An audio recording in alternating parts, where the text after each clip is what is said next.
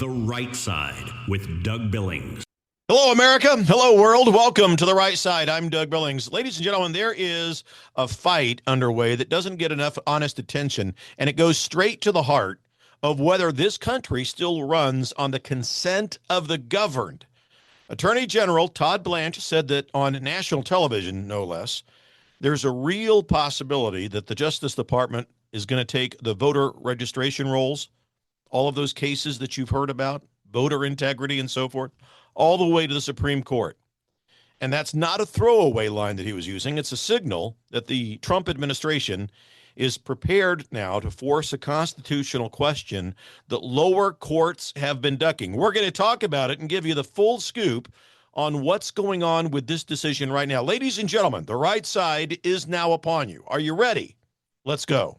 The Right Side with Doug Billings. We are not liberal snowflakes who melt away in the face of tragedy, adversity, and challenge. We are a covenant nation under God, and his divine providence is not dead and it's not gone. It is living within each and every one of you.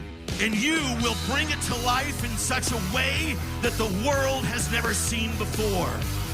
We never back down. We never give up. We march forward.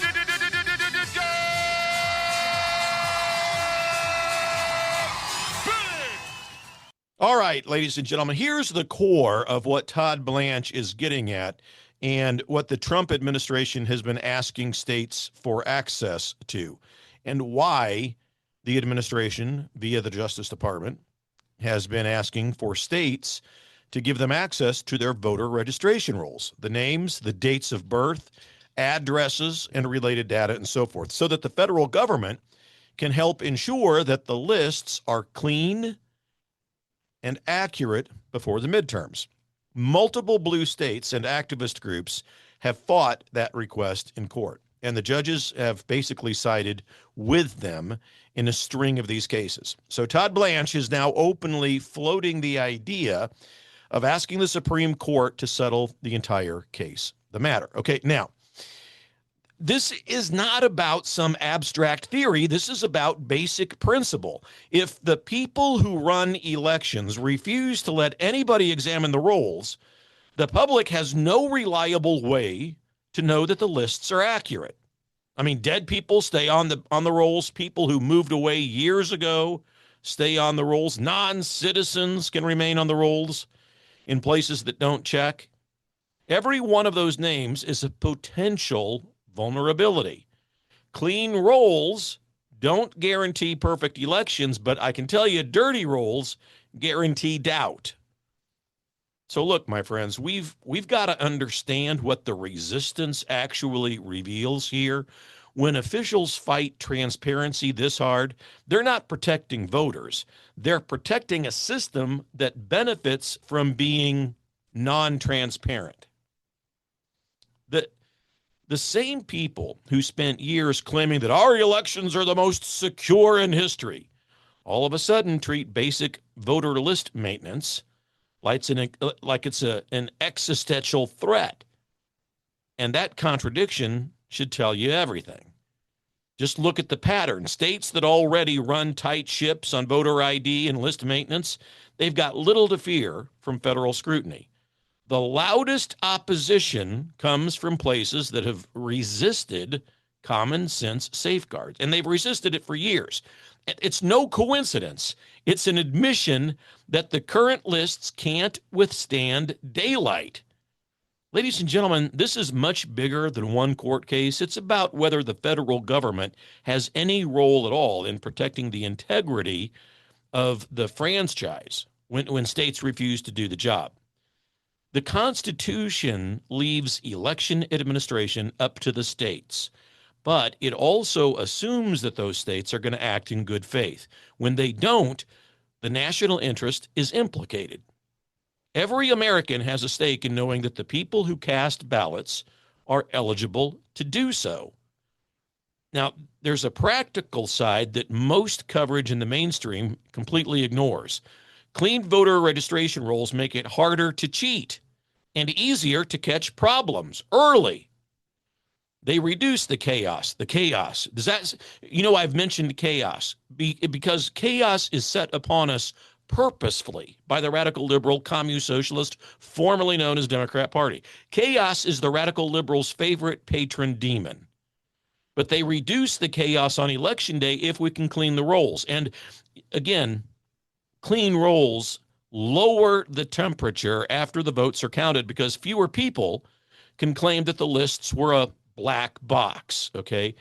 In other words, transparency serves the public even when it inconveniences the political class. Now, the media will frame this as, the Trump administration trying to purge voters. That's the cheap line, okay? The accurate description is the opposite.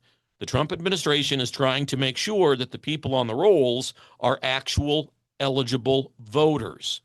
Removing ineligible names isn't suppression, ladies and gentlemen. Leaving them on is negligence. We've got to keep the standard clear because I think you would all agree a republic that can't verify, its own voter registration rolls and lists, that's a republic that's running on faith instead of evidence.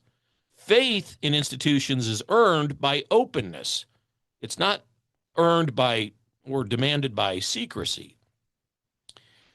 When we, the people in charge of the lists, fight every attempt at verification, you know what happens? They become the ones that create the distrust that later we complain about. And the fight is going to intensify as we get closer to November. The Supreme Court may or may not take the case. We'll see. But either way, the underlying question isn't going away. Americans have a right to know that their voter rolls are clean. Officials who treat that request like an attack on democracy are telling you more about their priorities than they intend to. Now, the hopeful part is very simple. Pressure works. Sunlight works.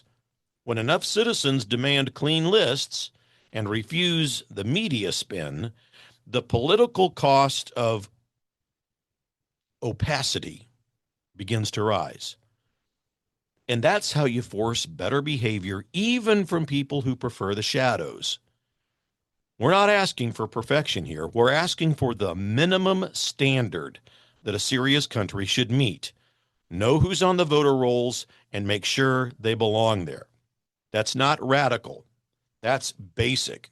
And it's long overdue.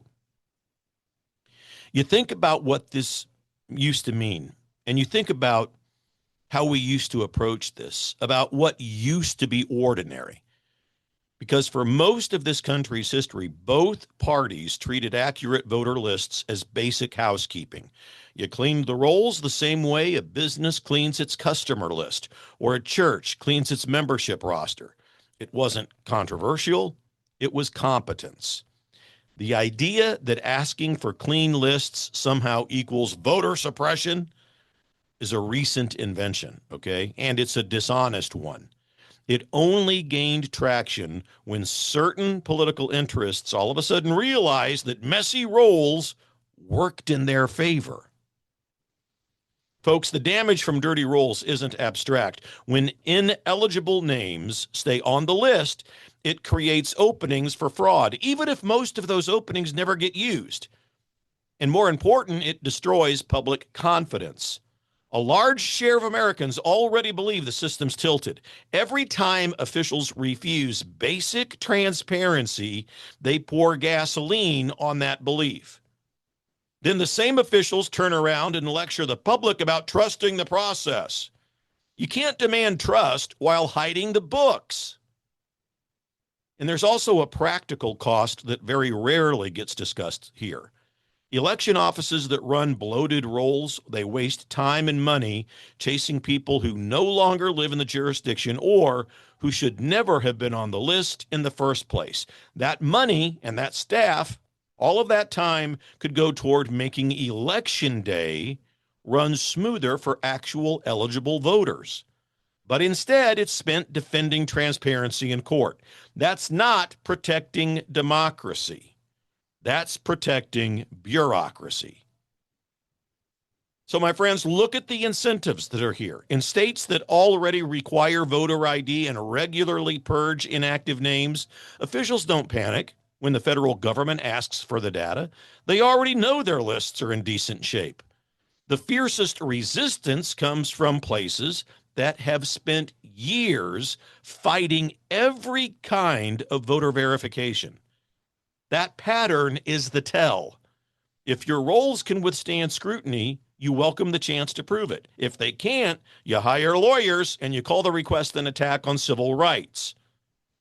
Ladies and gentlemen, this fight is going to define the next several months.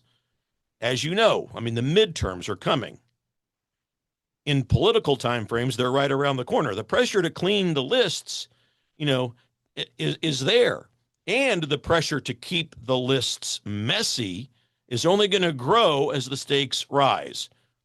So Attorney General Todd Blanche signals a possible Supreme Court move is the Trump administration's way of saying that they're prepared to force the question into the open. Now, whether the court takes the case or not, the public argument is now fully joined, and Americans are going to hear over and over that wanting clean voter rolls is somehow extreme, because that's where the ACLU and the radical left are going to go. Our job is to refuse that framing. The deeper principle is simple. Self-government requires that people who make the rules are chosen by eligible citizens through a process the public can examine. When the process itself becomes a black box, consent starts to erode and fade. You can paper over that erosion for a little while with media messaging and institutional authority, but you can't paper it over forever. Eventually, the gap between what officials claim and what citizens can verify becomes too wide, and legitimacy begins to suffer. We've seen that. We've lived through it. So we've got a chance right now to close the gap. Clean the rolls, verify eligibility, let the sunlight in. You do those three things, and a huge amount of the cynicism and the conspiracy theorizing loses its oxygen.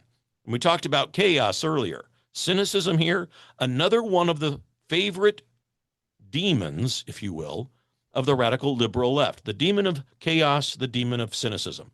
They unleash chaos all the time. Evidence of the obvious is sufficient. And if they can get you to become cynical, they win even more. So refuse those three things. If we refuse them, cleaning the rolls, verifying eligibility, letting the sunlight in, and the distrust will only begin to deepen, no matter how many times the networks insist that everything's fine. Now, this isn't about one party winning or losing a particular election. This is about whether the machinery of elections is still worthy of the country that it's supposed to serve. A serious nation maintains its voter lists in the same way that it maintains its borders, its military, its currency, with discipline without apology. And we've gotten sloppy on all three of those items in recent decades. The border's finally getting fixed. In fact, many would say it is fixed. Thank you, President Trump. The military posture is being recalibrated. The voter rolls are next. And the people who benefit from messy lists are going to keep screaming that accountability is oppression. Let them scream. The rest of us should keep insisting on the obvious. If you can't show that the names on the rolls belong there, you don't get to lecture anyone about the sacredness of democracy. You get to clean up your lists first. That's the standard. It's reasonable and it's long overdue, and it's worth fighting for. Please like, share, subscribe, ladies and gentlemen. Set your bells, set your reminders, all the bells and whistles. Share this thing out. We've got to get the truth out to more people, and prayerfully consider supporting the show, donating to it over at dougbillings.us. We are in this thing together, ladies and gentlemen. Believe it. For the Republic. Cheers. The Right Side with Doug Billings.